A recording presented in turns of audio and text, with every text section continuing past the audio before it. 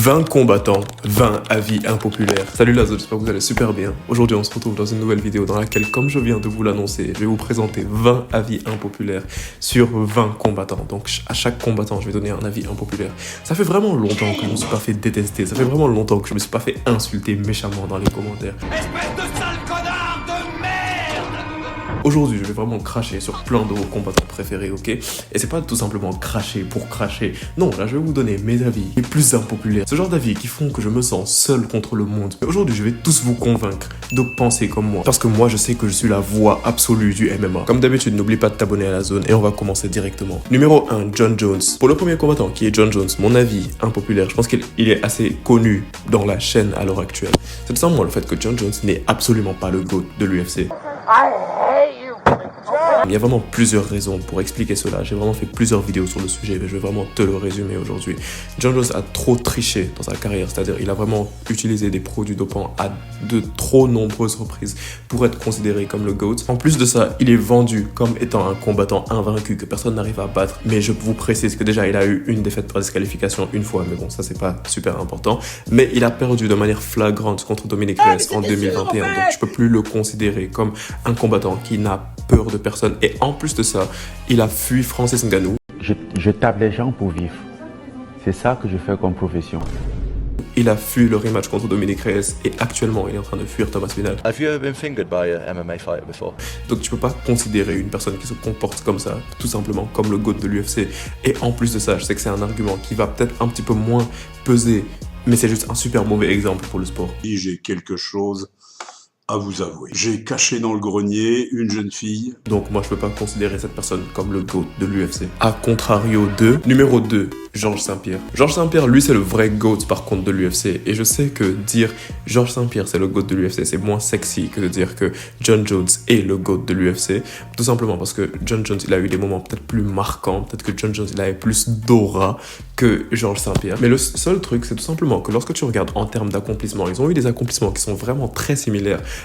Jon Jones, si on reste honnête avec nous-mêmes et qu'on accepte le fait que Jon Jones, il a perdu contre Dominick Reyes, son palmarès, il redescendrait à 27 victoires pour 2 défaites. Mais maintenant, si on regarde le palmarès de Georges St-Pierre en parallèle, bah c'est tout simplement 26 victoires contre 2 défaites, tout en sachant que lui, bah il est arrivé à ce palmarès en étant clean, en n'ayant jamais triché, tu vois. Ils ont tous les deux été double champions et ils ont vraiment tous les deux régné sur leur catégorie en ayant 2 défaites. Et Georges St-Pierre l'a fait de manière clean, alors que Jon Jones n'a jamais réussi à être clean à la fin de la journée. Donc Georges St-Pierre au-dessus de Jon Jones. Numéro 3, quoi qu'on puisse dire, Cédric Doumbé est le meilleur combattant français. Et par meilleur combattant français, je parle pas particulièrement de technique pour technique, mais je parle vraiment en termes du visage du MMA français. Bah, c'est très clairement Cédric Doumbé, que l'on veuille l'admettre ou pas. Je sais très bien qu'il parle beaucoup trop, je sais qu'il fait vraiment beaucoup de bruit et tout, mais je vois pas un combattant qui suscite plus d'engouement que Cédric Doumbé en France. Tu peux me parler de Cyril Gane, mais Cyril Gane, honnêtement, même s'il a été champion intérimaire de l'UFC, certes c'est une superstar, mais j'ai pas l'impression qu'il a ramené autant de fans que Cédric Doumbé. Et ça a été un petit peu exacerbé lorsque Cédric Doumbé, il a tout simplement perdu contre Baki et que il a un petit peu pris un step back. Jusqu'à présent, il est en step back, tu vois. Donc on peut se demander qui est vraiment le visage du MMA français. C'est très clairement pas Benoît Saint-Denis. Salut à tous, c'est Benoît Saint-Denis. Goodbye my nigger, back to the lobby. Ce n'est pas non plus Cyril Gane qui vient tout simplement de voler Alexander Volkov. Lâche-moi, Michel, lâche-moi! Ça pourrait être Nassourdine Imavov, mais il manque un petit peu la personnalité pour. Et ce n'est pas non plus Baki, parce que Baki, depuis la dernière fois non plus, il ne s'est pas battu. Et on sait que Baki, il a un petit peu construit sa carrière sur son combat contre Cédric Doumbé. Sans vouloir te manquer de respect, Baïsangour, je sais que tu pourrais me mettre un bon double leg. Tu veux que je te fasse voir mon gag? Moi je te montre mon gag, mon avec moi. Mais n'empêche que Cédric Doumbé, c'est très clairement le combattant le plus divertissant de MMA en France à l'heure actuelle. Et c'est un petit peu dommage qu'il ne se batte plus. Numéro 4, Cyril Gane. Par contre, Cyril Gane, c'est un petit peu le contraire de ce que je te disais tout à l'heure sur Cédric Doumbé, qui lui est vraiment l'une des plus grosses superstars. Cyril Gane, lui, je dirais que c'est une industrie plante. Je dirais que c'est l'UFC qui a vraiment essayé de le mettre en avant pour acheter le marché français. Donc si tu sais pas c'est quoi une industrie plante, je vais mettre la définition ici et je vais tout simplement danser le doogie le temps que tu finisses de lire. Alors la grande question du jour, est-ce qu'on peut être autiste, Asperger sans en avoir aucune conscience, sans le savoir du tout. Alors cette forme d'autisme sans déficit... Le gars qui kiffe trop son travail. Alors la raison pour laquelle Cyril gagne, je dis depuis tout à l'heure que c'est tout simplement une industrie plante, c'est tout simplement parce que lorsque tu regardes bien, Cyril Gane, il a vraiment eu la majeure partie du temps des match-ups favorables. Lui également, j'avais fait une vidéo sur son sujet. Cyril Gane, étant donné que c'est un combattant qui est vraiment bien athlétique, qui a un background de Muay Thai. Ils ont vraiment fait en sorte d'éviter de lui donner très souvent des combattants qui vont l'amener au sol. Et il y a un petit peu ce scénario par rapport à Cyril Gane, qui est le fait que à chaque fois il va partir, on va lui donner à l'UFC Paris un adversaire qui est un petit peu lourd physiquement. Et après Cyril Gane, il va tout simplement battre cet adversaire. Automatiquement après, on va lui donner un title shot sans hésitation. Directement après, on lui donne un title shot. Il va perdre ce title shot et on va encore lui donner un UFC Paris qu'il va gagner. Et automatiquement, on va lui redonner un title shot. Donc par rapport à Cyril Gane, ça a un petit peu toujours été ça. Maintenant, on en est arrivé au point où il vient de perdre. Il vient de gagner, entre guillemets, contre Alexander Volkov. Et j'imagine que la suite, c'est tout simplement qu'on va lui donner Thomas Spinal. Et ça également, ça a été exacerbé par le fait que lorsque Thomas Spinal voulait affronter Cyril Gane, lorsque Cyril Gane, il était en ascension, Cyril Gane avait refusé d'affronter Thomas Spinal. Mais dès que Thomas Spinal est devenu champion intérimaire, là, automatiquement, comme par hasard, Cyril Gane voulait affronter Thomas Spinal. Donc là, ça montre tout simplement que Cyril Gane il est vraiment poussé en avant de fou par l'UFC. Et c'est logique, c'est tout simplement parce que l'UFC a envie d'avoir le marché français. L'UFC a besoin de ton like, l'UFC a besoin de ton argent. C'est littéralement la raison pour laquelle il te montre Cyril Gane partout. Numéro 5, Khabib Nurmagomedov. Khabib, nigga run off. Pour Khabib, je sais que ça va pas plaire à beaucoup de gens, mais je suis déjà parti pour me faire détester par beaucoup de personnes. Khabib a un palmarès vraiment très surcoté. Je vais pas vraiment beaucoup insister sur cela. Tu peux juste partir sur Google et rechercher le palmarès de Khabib. Si tu regardes le palmarès de Khabib, tu vas te rendre compte que la majeure partie des adversaires contre qui il se battait, ils avaient des palmarès qui étaient littéralement négatifs. C'est-à-dire que c'est des combattants qui avaient beaucoup plus de défaites que de victoires. Et ça explique vraiment la raison pour laquelle Khabib, il a un palmarès de 29 victoires pour 0 défaite. Lorsque tu entends qu'un combattant a un palmarès de 29 victoires pour 0 défaite, tu te dis automatiquement que c'est un combattant incroyable. Alors que c'est 29 victoires pour 0 défaite, tandis qu'à l'UFC, il a eu 13 victoires pour 0 défaite.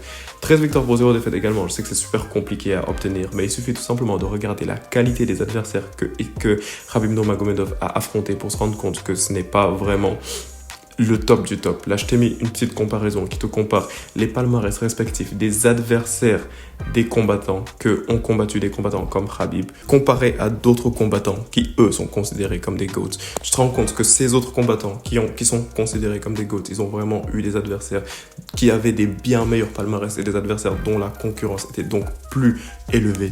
Et selon moi, ça c'est très clairement la raison pour laquelle Khabib Nurmagomedov, je ne peux pas le considérer comme le GOAT des lightweights. Contrairement à numéro 6, Islam Makhachev. Islam Makhachev, lui, au contraire, je dirais que c'est littéralement le GOAT de la catégorie des lightweight. Ok, je sais que lui, la seule tâche qu'il a eu dans sa carrière, c'est le fait qu'il s'est fait mettre KO par Adriano Martins. Goodbye, my nigger, back to the lobby. Ce qui n'est pas vraiment très représentatif des Dagestanais. Parce que les Dagestanais, d'habitude, ils sont connus pour ne jamais perdre, tu vois. Ils sont connus pour être invincibles. Mais Islam Makhachev s'est fait mettre KO en début de carrière. Mais moi, je me dis que cette tâche, elle est totalement comblée par le fait que déjà, Islam, il a affronté de la concurrence qui était bien plus élevée que Khabib. Et le fait qu'il a eu 4 défenses de titre dans sa catégorie, c'est vraiment un exploit qui n'a jamais été accompli dans la catégorie des lightweight. Et aussi, je vais en parler en même temps, parce que j'avais oublié de le dire par rapport à Khabib. Khabib, une autre des raisons pour laquelle je peux le considérer un petit peu comme surcoté, c'est tout simplement parce qu'il a un petit peu eu des match-ups favorables, parce qu'il avait amené vraiment ce style de lutte, mais à l'époque il y avait quasiment que des strikers. Il a affronté Justin Gaethje, Dustin Poirier, Conor McGregor. C'est vraiment le genre de combattant que Khabib a eu à affronter. Par contre, Islam Makhachev, il a eu à affronter des combattants beaucoup plus complets. Je dis pas meilleurs particulièrement, mais je dis beaucoup plus complets.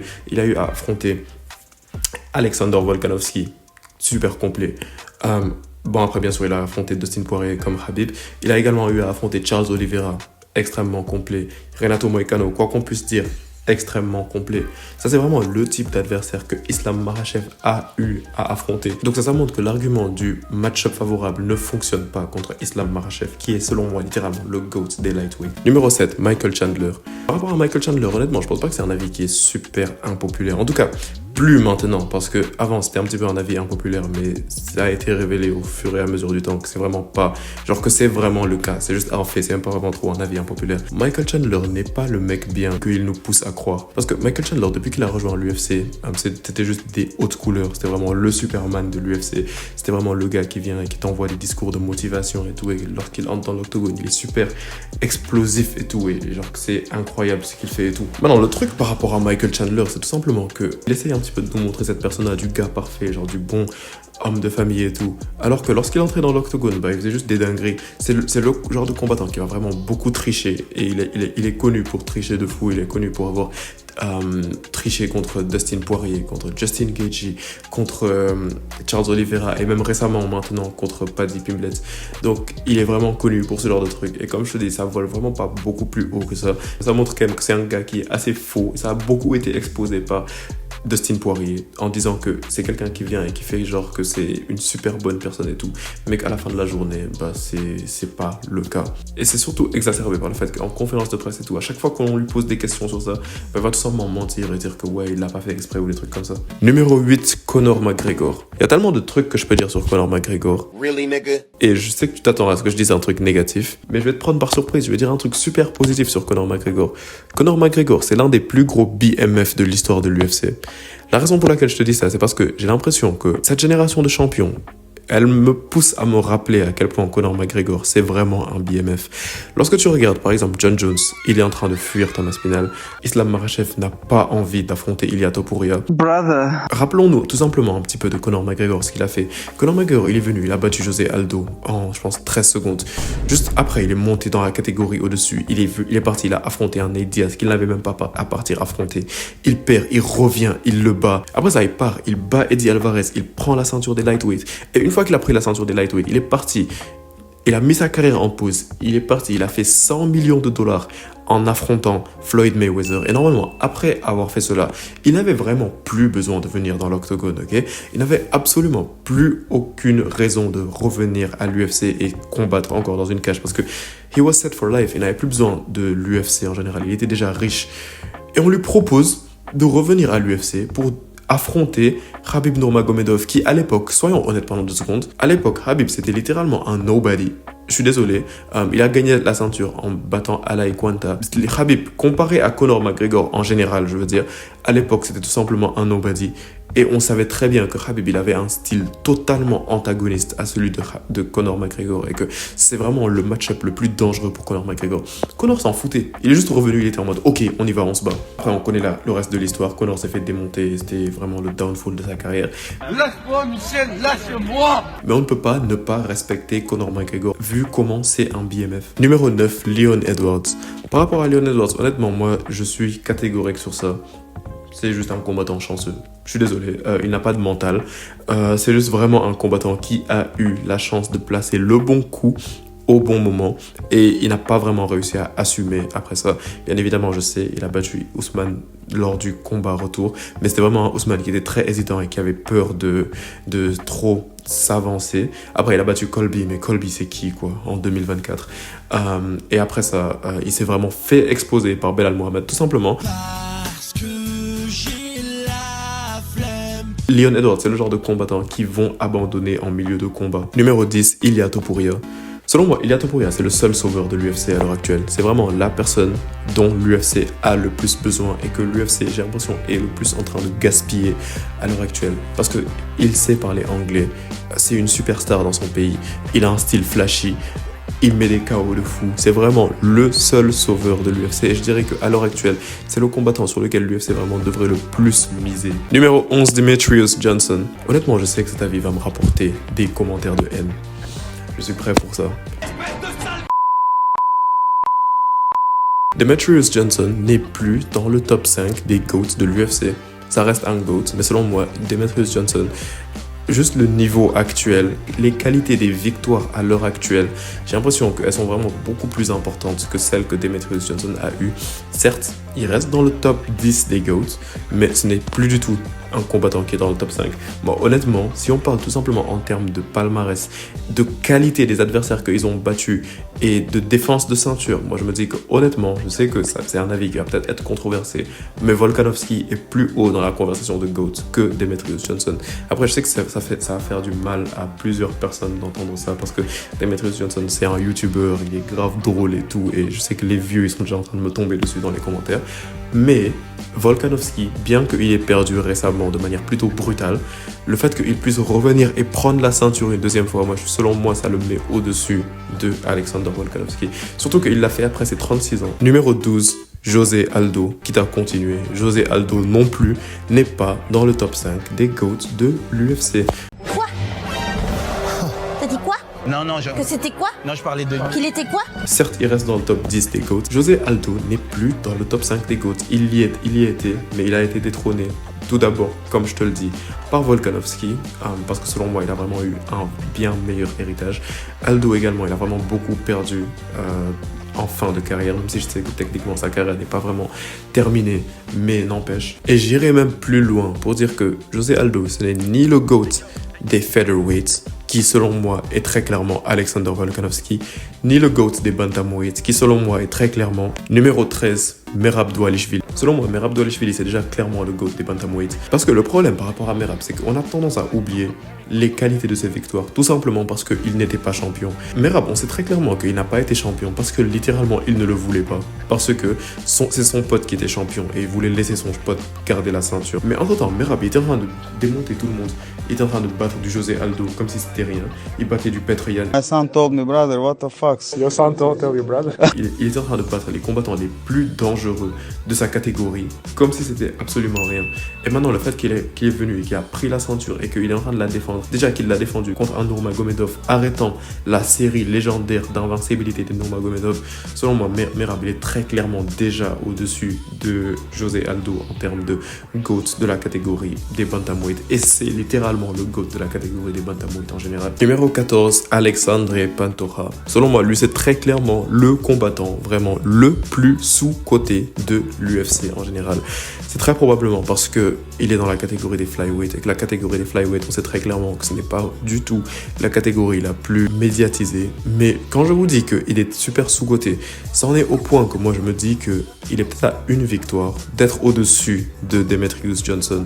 Et je vais encore vous le rappeler, je sais qu'il y a encore plein de vieux qui vont pas être d'accord avec moi par rapport à cela, mais vraiment les qualités des victoires à l'heure actuelle, étant donné que le sport il a vraiment super évolué, quand tu regardes les palmarès des personnes qu'il a battues et tout, ses façons de les battre, le fait, la dominance vraiment totale qu'il a sur ses adversaires, et le fait qu'on en est même arrivé au point de partir chercher des combattants au Japon comme Kaya Sakura pour venir l'affronter, et qu'il est venu, il les a éteints en 2-3 minutes, un truc comme ça, et qu'on en est arrivé au point où il n'y a tellement pas de challenge en face de lui qu'il a dû littéralement partir call out Demetrius Johnson pour l'affronter. Combat bien sûr que Demetrius Johnson a refusé parce que il n'a rien à gagner de ce combat. Littéralement, avec tout cela, Alexandre Pantoja, c'est clairement le combattant le plus sous-coté de l'UFC en général. Et c'est littéralement une honte de voir qu'il est numéro 10 du classement pound for pound, derrière des combattants comme John Jones.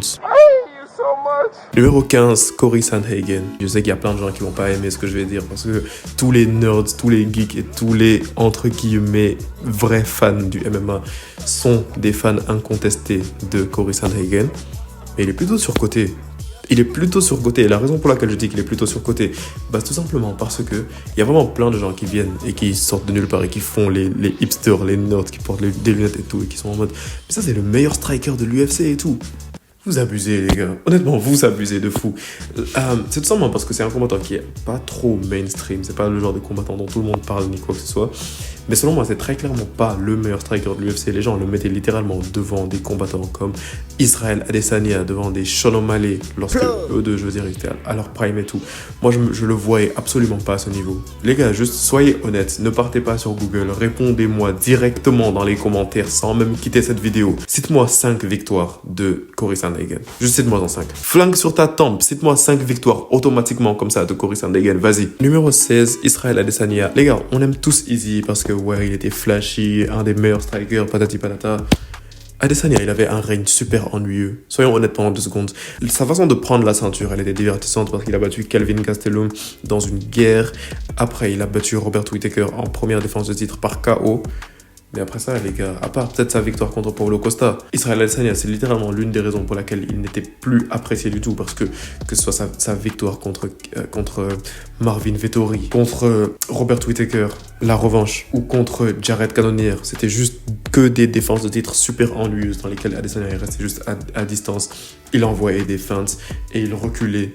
C'était juste tout le combat. Je te donne l'exemple également de son combat contre Yoel Romero, qui, selon moi, c'était le combat le plus ennuyeux de l'histoire de l'UFC. Tu veux que je te fasse voir mon gag? Moi je te montre mon gag, on avec moi. Et on a tendance à oublier ça parce que Israel Adesanya, c'est vraiment une légende et après avoir perdu la ceinture, on a eu tendance à se rappeler des bons moments par rapport à Adesanya.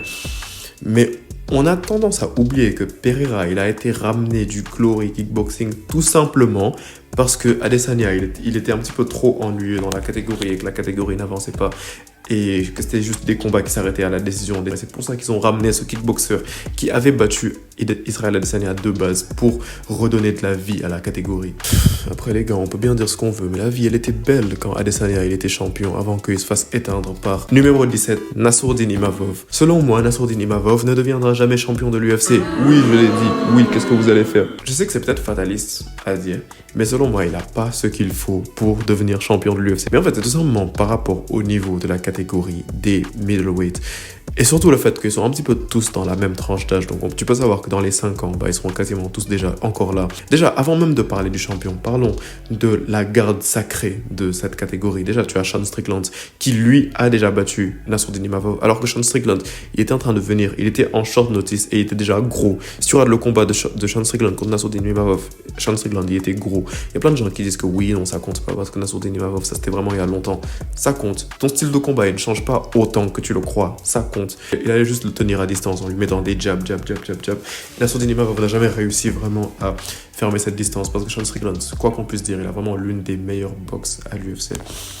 Donc honnêtement, si ce combat se repassait, moi j'ai l'impression que ça se passerait un petit peu de manière similaire. Khamzat Chimaev également, je suis désolé les gars, mais je vois très clairement Khamzat battre Nassourdine Imavov. Je vois très clairement Khamzat amener Nassourdine Imavov au sol, le contrôler, soit le soumettre, soit juste le dominer pendant tous les rounds. Et ensuite, tout en haut, tu as Dricus du Plessis. À l'heure actuelle, moi, si Dricus du Plessis, il y a une seule personne que je peux imaginer peut-être le battre, ce serait tout simplement Khamzat Chimaev.